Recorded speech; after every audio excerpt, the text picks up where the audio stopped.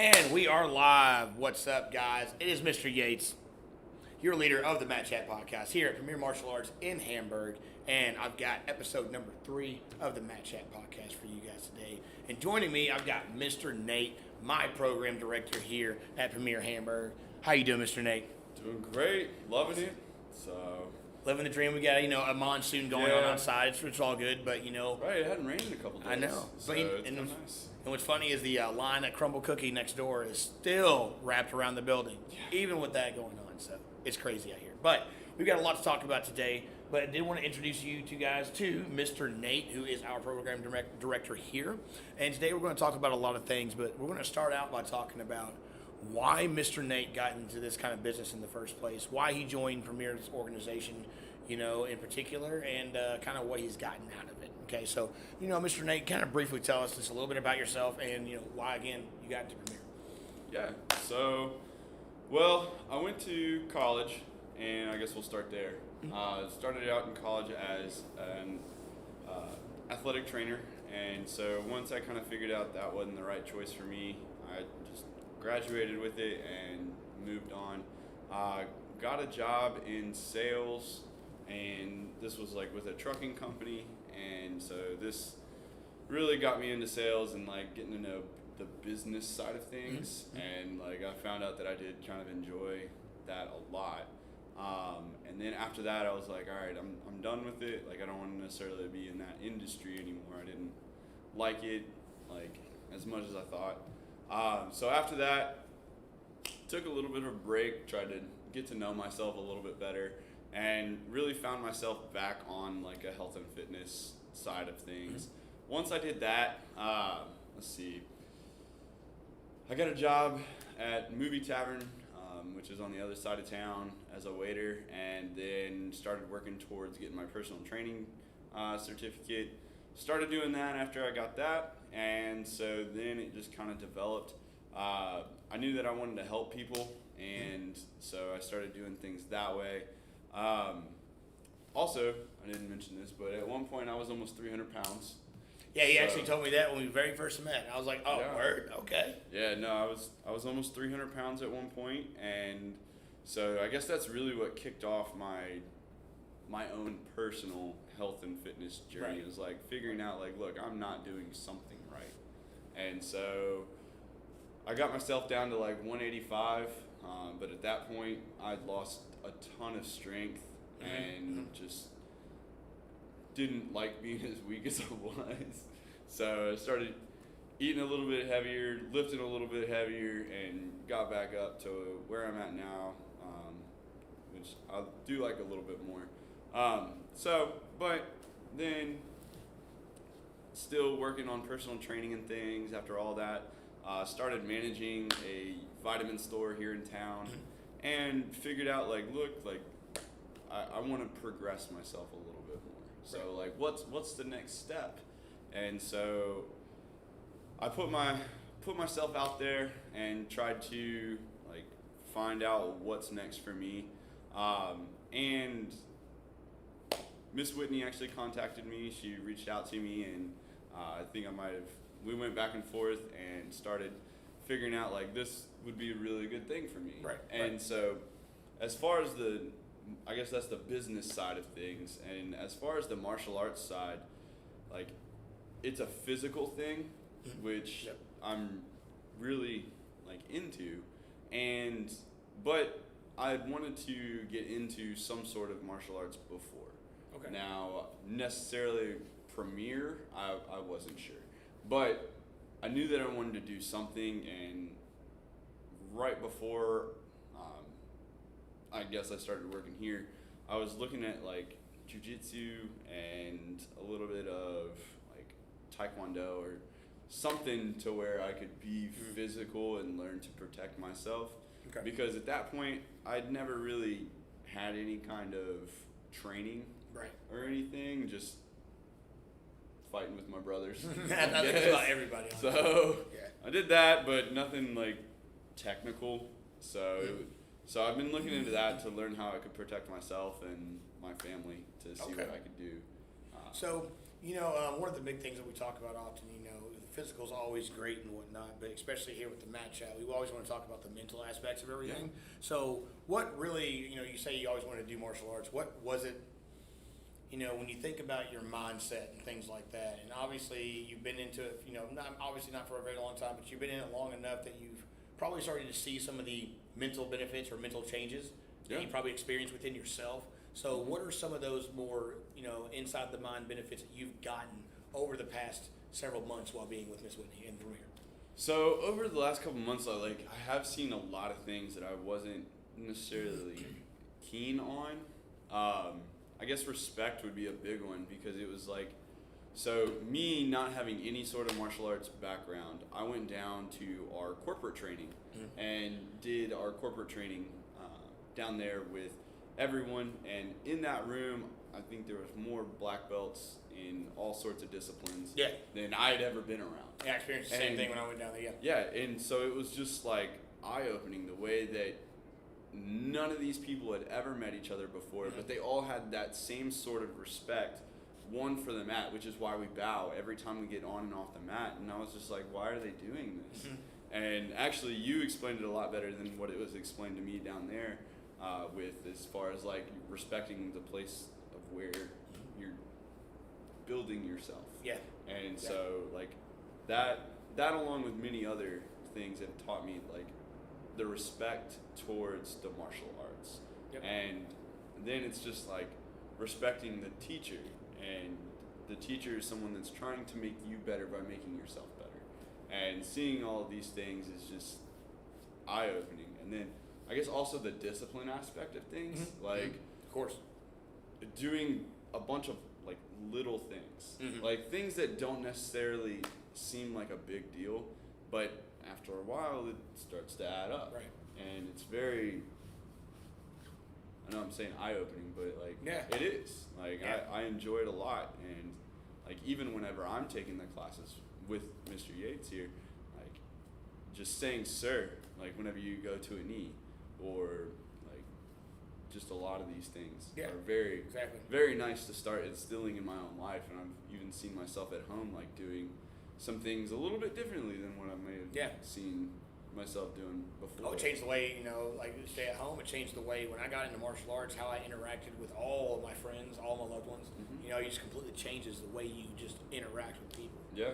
And it's kind of funny too, because one of our, or rather the physical skill that we are working on right now in class, alongside the life skill of respect, is focus.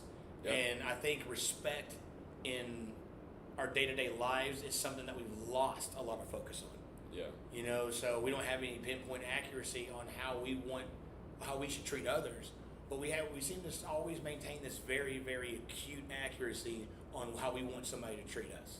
Yeah. And so it's kind of we said something you said to me, and in which I actually put into the very first podcast, was we have to reciprocate exactly the types of behaviors that we want. Yeah. And one of the behaviors that we want as parents with kids is we want respect. We want them to respect us so much, but it's then how do we show that respect? In the first episode, we talked about how we show respect to our children. Ever briefly, but how are we doing it to them? And so, have you noticed any? And again, this is me speaking from a little bit more of a personal viewpoint of what I witness and observe. So, have you observed the same thing that I've seen sometimes, which is just it seems as though we seem to be caught in this big bubble as adults that we still expect everyone to kind of put their focus on us, but we rarely put any focus on other people. Yeah, it's just one where, for me, it's perspective. I think that's the biggest thing a lot of people lose sight of, is just because we're showing respect to our peers, and now that we've talked about it, our kids, how is it that they're viewing that? You want your kids and younger people that you're around to start looking up to you. So for me, it's perspective. How is it that these people or these younger adults are starting to look up to me? Right. And what is it that I'm doing? Right. And is there something that I'm not doing that I can do better at? And I think that's a lot of things that we can start looking at and looking introspectively and seeing. And one of the big problems that I see all the time is actually I had a problem myself where as soon as we started the podcast, I had to make sure, oh crap, turn my phone down so it doesn't ring in the middle of this. And I think this is honestly one of the big, huge, like wooden stakes, if you will, to respect in our day-to-day interactions. Because what's crazy is I've seen, especially teenagers, I've watched, and young adults, just watch them in a circle at the mall or something, or at the park, and wherever they are hanging out, and they're all interacting. I don't know if they're interacting with each other or not, but they're all interacting, but together, but not together. Yeah. You know, and so we're lacking this huge, just like what we're doing right now, this huge face-to-face, one-on-one, look me in the eyes while I'm talking to you, you know, kind of thing. And so it seems like we've become a little bit detached. And one of the things I've noticed too is how often, and to me, this is a disrespect as a parent. And I say this because I've done it myself with my kids. Yeah. Where we often sometimes are, especially with all the sensory overload that we have right now, you know, in 2021, I mean, they say that, I think it's on average right now, people under 30 spend at least, on the low end, 9 hours directly, actively on a screen. And like on the high end, it says anywhere as high as 16 hours a day of just actually actively on a screen, and that's insane. Yeah. You know, and so I've noticed that even me as a parent before have been a victim of that action of the kids are getting on my nerves. They're driving me crazy right now. Here's my phone. Here's your tablet. Yes, you can get on the PlayStation. Yes, you can go watch YouTube. And not realizing that maybe in a single day, I've done that so many times that when I said my rule is an hour a day at max. Yeah. And that includes if you're watching something I really want you to see. You know, like at the screen time, we want to minimize that at home. And yet, I've even been victim before of, here you go, fine, stop asking. Yeah. You know. And I mean, I'm sure you did it as well. Like, but whenever I was a kid, it was always like I wanted to go outside. Like in the winter, I'm not a fan of the cold, so I hated the winter. And even like when I was inside, I still wanted to go outside in the cold. And it was just like doing things outside, like with friends. And I mean, you know what's funny, and this is I promise a completely non-political statement. But during COVID, one of the things they found out amongst all the people that were contracting COVID and were ended up in the ER is 90% of the people, like, and this is actually a bunch of scientific studies, proved that they were deficient in vitamin D. Meaning that I mean, and I don't think this is from the beginning, and so and we see this all the time, that one of the major deficiencies amongst a lot of people in America, especially depending on the further north you go, where there's maybe less sunlight or less time spent outdoors and less, you know, in a bigger city you have less outdoor activities. You know, especially a denser population. So we have gotten less and less sunlight, and one of the most important things for your immune system and how you develop is that vitamin D. And so we're even taking away from our own health, and we know if you don't take care of the body, it directly affects the mind. You know, and so we're vegging out on all these screens. And that's why I say I feel like it's a disrespectful thing as a parent to do, because while you feel like you're appeasing them and you're giving yourself a peace of mind for a second, in the longer term, in the bigger scheme of things, you're actually hurting your kid. You know, and you don't really realize it, how big the impact can have, because it doesn't really seem like 30 extra minutes would matter. But in the end, it does. Yeah, I mean, that time adds up. Like, you think about that, like, not even just a day, like 30 extra minutes a day, like, where they could be outside or could be reading, like reading an actual physical book. Like, I personally love reading. Yeah. Like, sitting down outside on a couch, whatever, like, just having a book and turning the page.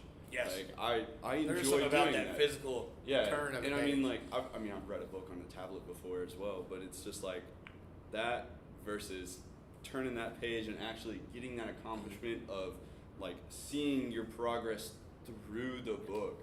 Like, I find that as a sense of accomplishment, like seeing where my bookmark is every day, since, I mean, I'm not going to get through it. I'm not that good of a reader. I don't go through an entire book in a day. But, like, seeing your progress over time, or, like, over a month, like, getting through an entire book of 300 pages or whatever, like, I find that as a sense of accomplishment. Yes. And it's like, sweet, I did that. What's the next thing I want to do? Whereas if it's on that tablet, it's just like, okay, and then you set it there, or you flip to a different app and then you start doing other things, or it becomes a distraction from the reading that you were doing or something else that should have been having done instead of. Exactly. So I do want to touch on two other subjects too while we're talking about respect, because this is actually our last week that we are working on respect, because we have stripe testing. And so next month, starting next week rather, we have an entire new focus. We'll tell you that next week on our new MatChat. But this week we are ending it on respect as the way we began the podcast. And one of the things I wanted to talk about was societal respect and our day-to-day interactions. And I used to hear this thing that if you the further north you go or the bigger the city, the less friendly the people are. And I've experienced that to a point, but I've also been fortunate since being in martial arts to have been around the country a little bit. Never been outside, but I've been around the country a little bit. And everywhere I went, I've met good people. Yeah. But also everywhere I've went, it seems like as I've gotten older, I've seen a trend of less friendly people. And they're not singled out in any sort of demographic. It's just like all of them have it. And I see it feels like often, I miss being able to, and it feels like we don't do it as much, to go down your street and wave at somebody. Mm-hmm. Or be walking past somebody in the store and then look up, smile, even if you don't say anything, but just acknowledge each other's presence. Yeah. And it seems like you can say population is so big now, but it seems like even still, we've become so much trapped in our own little bubbles that it's like we don't even care about each other. Yeah. Even if it's just to say hello. Yeah, no, I definitely agree. Like, so I go on a run just about every morning, and so I've noticed that a few years ago, whenever I would go on a run, you'd wave and people would at least just wave back, because you're running, you're not going to sit there and have a conversation. But now, as years have progressed, like I'm in a different neighborhood now, so that might be a little bit of it now. But I'd still wave to people, and it's all still here in Lexington, but people don't necessarily wave back, or they just like keep their head and will even turn their head the opposite way as to ignore you, and it's like, okay. See, this is why I hold on to my true belief. I've always held on since I started martial arts. If everybody was a black belt, everyone would be nice. Because one, it humbles you. It just does. You've been punched in the face a couple times. You've been choked out every now and then. It humbles you. It teaches you to be a better person. It teaches you that, the smallest person can be the biggest person, and the biggest person can be the smallest person. Yeah. And it doesn't matter who you are, that we're all, that's why I love the match. Yeah, and I think it also goes back to that point of perspective. That wave to somebody could be the best part of that day for that person. Yeah. Because you never know what somebody else is going through, so there's no reason to be rude. Yes. About things. Why not? Try to make somebody's day better. And again, that's kind of why I got into this, is to try to make everybody's day better that I can. And right now we have a whole slew of students that I at least get to try to help them every week, twice a week, to increases the chance that they're gonna have a better life. And so I think just looking at it that way is phenomenal. Well, one of the most powerful statements of the instructor's creed is that I will teach this class as though it's the last class that I'll ever teach. Mm-hmm. Because, and if you really think about it, it's a true statement that for anybody that steps onto that floor for you, if you're not exactly what you preach, that could very well be their last class. Yeah. And if their last class is with you, depending on the circumstance. Now, do we have behavioral issues? Yeah. Do we have this? Do we have that? Are there issues that even the best instructor cannot take care of? Yeah. Yes.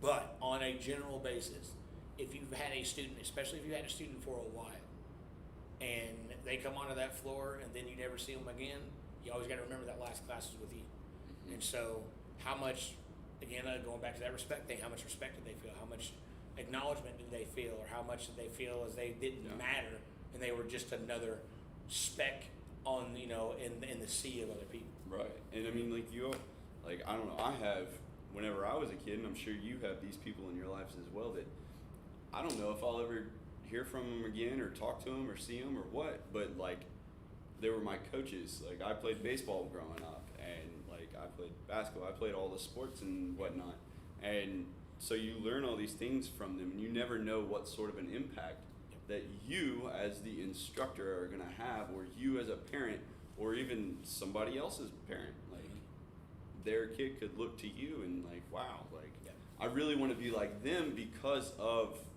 whatever it was that they did. Like, I mean, there's all sorts of examples. Like I remember like going to the grocery store, and people, like whenever they had grocery stores that the doors open and they don't open automatically, but like hold the door open for a whole slew of people, and you're like, now I think like, man, that guy just needs to let go of the door sometimes. But it's like he stood there for, I don't know, how, like 5 minutes letting everybody walk in, and then he finally walked in. And it's just like,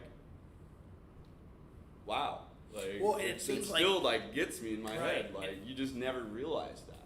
And it seems like one of the things that's causing this, again, that disconnect from that care of those around you, again, is things like this that's also seeming to put us on this.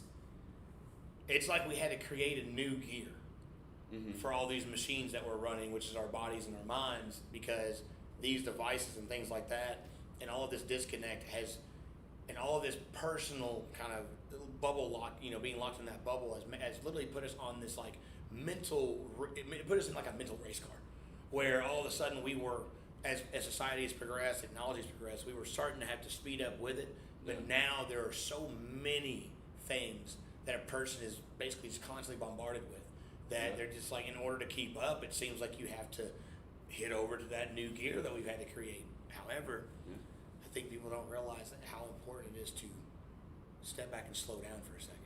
Right. How about like to not have your brain, and like that. I like to meditate as well, and so I think meditation is one of those things that, like, you go and get a massage, and that's like relaxation for the body. Exactly. But exactly. something that was said Don't worry, to I'm me. not being distracted. I'm looking up a definition actually for this. So for me, somebody actually said, like, what is the mind? Right. Like anything else in the body, like we know that the mind is in the body, but what is it? Like, and that to me took me on a whole whirlwind of whatnot, and it was like, all right, well, how do you relax the mind? And you have all these times where you just can't sleep or whatever just because your mind is racing. Yep. Well, it's like, all right, so how do you relax it? And that's kind of how I got into meditation. It's like, okay, let's pull myself down, like not do anything physically, but really control the mind and make sure that I'm not thinking about anything. And so I think that's like, we've been talking about respecting like everyone else, but I think you also have to respect yourself. And that's something that I feel like a lot of people don't necessarily like think about. It's like, oh yeah, let's like respect everybody for whatever else, but like respect yourself too, because I mean, you're really the only person that's going to be with you for your entire life. So thanks to Mr. Nate for giving us that quick segue into the last point, which was, respecting yourself. Okay. And the problem is we've been taught here lately that we don't have to. Complacency is being taught that it's okay. That progression, your own personal progression, to heck with society or anything like that, your own personal progression. And that means personal growth. Yep. And we become stagnant. As individuals, we become stagnant. We've tried to progress society so far, but in the process, we've allowed ourselves to become stagnant. That's the same thing that happens to the bodybuilder that all of a sudden just, doesn't go for that, doesn't try to get any bigger because he's like, oh, all right, well, I've been winning competitions, and then he all of a sudden gets beat that next year. It's the swimmer who decides that, I've been going hard forever and nobody can beat me. And he takes that one season off, or it's that person that simply says to be at a really, really important kind of a point, which is our own personal actual health.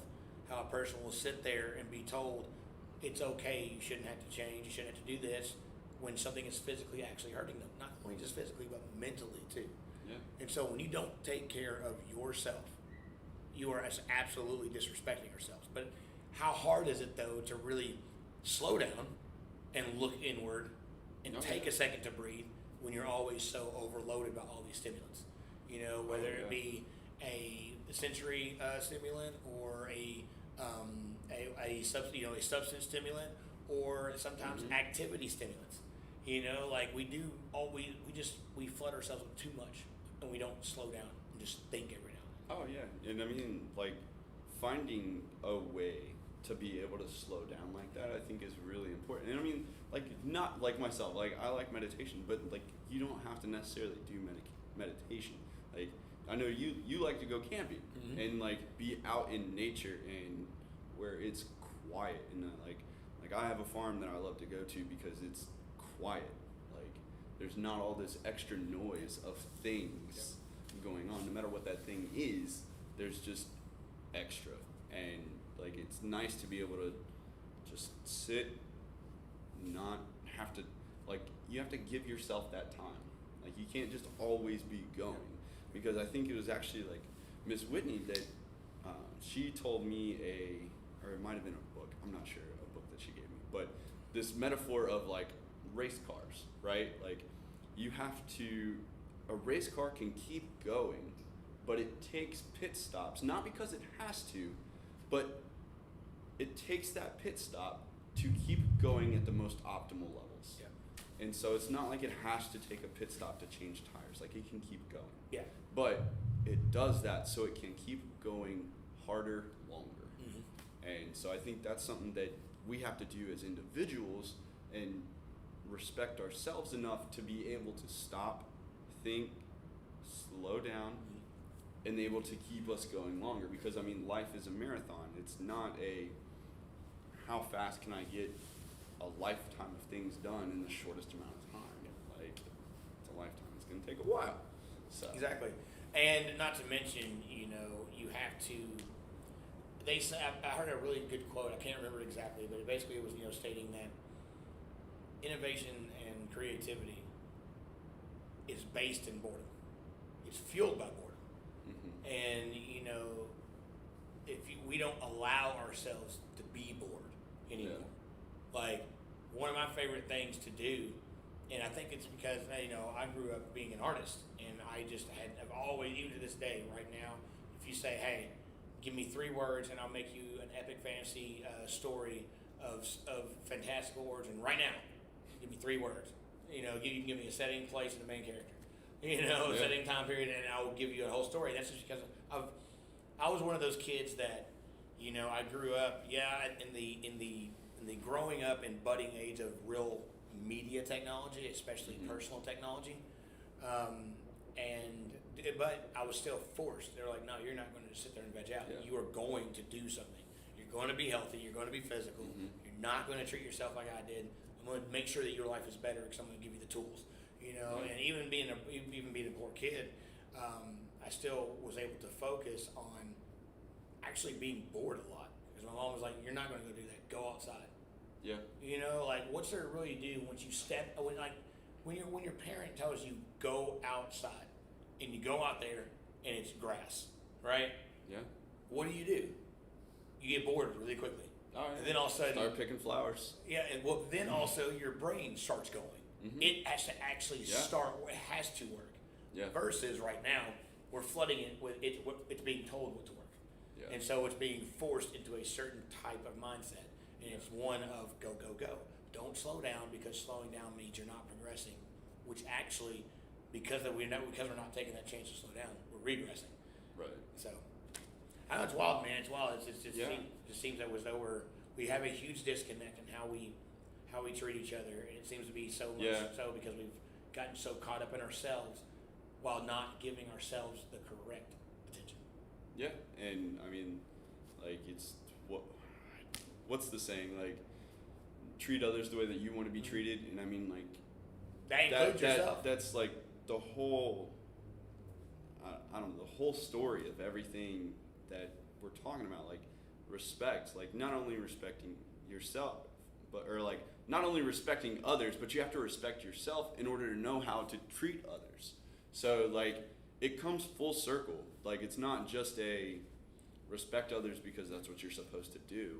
Like, you respect others because that's how you're supposed to treat yourself. Exactly. And like for me, I think that's like a key thing, that like just treat everybody positively. Like, no, everybody doesn't have positive days, but you need to, just because you never know what day somebody's going through and how you can help them, and like having that sense of accomplishment of helping someone else through whatever it is, like, and that's just saying that you know that you helped them.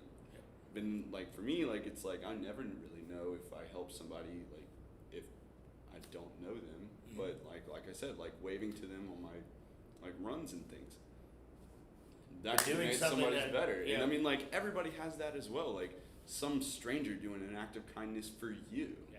Like, it's like, oh wow, that was really nice. And How do you know that act of kindness done Right. to you wasn't because you did an act of kindness to somebody else? Exactly. And so at the end of the day, guys, you know, this podcast is really always talking to the parents specifically, mostly.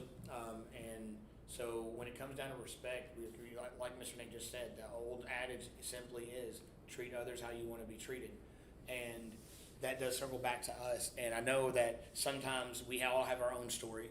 We all have our own backgrounds and where we come from. And sometimes that could mean that maybe your background wasn't the best, and maybe that makes it harder for you to be that example for your kids, showing them that respect and showing yourself that respect. But at the end of the day, the one thing that I've always believed and held true ever since having my own child, my first child, was once we bring those lives into this world, we lose our right to complain about how bad ours was before, because you've been given a gift. You've been literally given the opportunity for a reason to change. Sometimes it's hard to change for yourself, but we all have children now. And so if you're watching this podcast, the most likely scenario is you have a child in the program, or you have a child maybe that you're looking to get into the program. And if you want to know one of the best things that you can do for your kids, it is to take care of you. Make yourself happy, because if you're not happy, your kid will know it and they won't be happy. And they're always going to wonder why mom or dad is not happy. So in order to be happy, you have to first respect yourself, because if you really do respect yourself, like truly respect yourself, then you will do the things that make you happy, make you strong, make you feel worth it to your children, you know, to make you feel like that role model to your kids. So start with you and then branch out. Start with you, move to your kids. But if you really want your kids to be the example, it does, again, start with you if you want them to grow up and be those respectful people that you're trying to build. So, as always, do you have anything else to add to that, Mr. Nate? No, I think you hit it right on the nail. Like, just be that shining light for your kid, because they're always going to look up to you. Like, just because they get angry and like start having a temper tantrum or whatever, like one day, like they're still watching you, and they will always be watching you. Yep. So, and just always try to be that shining light for them, because you never know what day it is or what action that you'll do for them that's going to have the most impressionable effect. And we'll wrap it up just by saying that, you know, if you really want your kids to have one of the best legs, you know, up on the competition as they grow up, get them into something hard, something difficult that puts them through struggle. And it doesn't have to be and again, we're not talking about something that's like legitimate struggle, but jiu-jitsu, martial arts. I mean, if there's not a premier martial arts near you, find another program of some sort. But either way, do something. And one of the best things you can do as well is get yourself into a program. Mm-hmm. If you want them to value it, let them see you do it. I have so many kids in a martial arts program, but I have so few parents that are walking the path with them. And I got black belts signing up left and right, and now we need to make sure that we're also setting that example. And again, if you don't join class, do something with your life that is difficult. Do something in your life that is difficult. And I guarantee you will see the payoff from it, okay? And so will your children, because they'll see that, oh, mom and dad do difficult things. Why? Because they can. Because they're able to, and they're willing to do the hard things that no one else and everyone else cries about. I mean, they're crying. So, yeah. Remember, be the example, and all it is respecting yourself, treating yourself right, and treating your kids accordingly. And if you want them to do it too, just remember that it circles back to you. Awesome, guys. I will see you next Wednesday at the same time between 2 and 3 o'clock. We will post the update next Wednesday morning to let you know exactly what time that we're going live. But expect it every Wednesday, midday, about the same time. And next time we'll be talking about our new subject as we go into our new week. And if you are going to be here tonight for our Teen Self-Defense Seminar, make sure you come ready to sweat and ready to burn, because it's going to be a fun night. Catch you guys later on the flip side.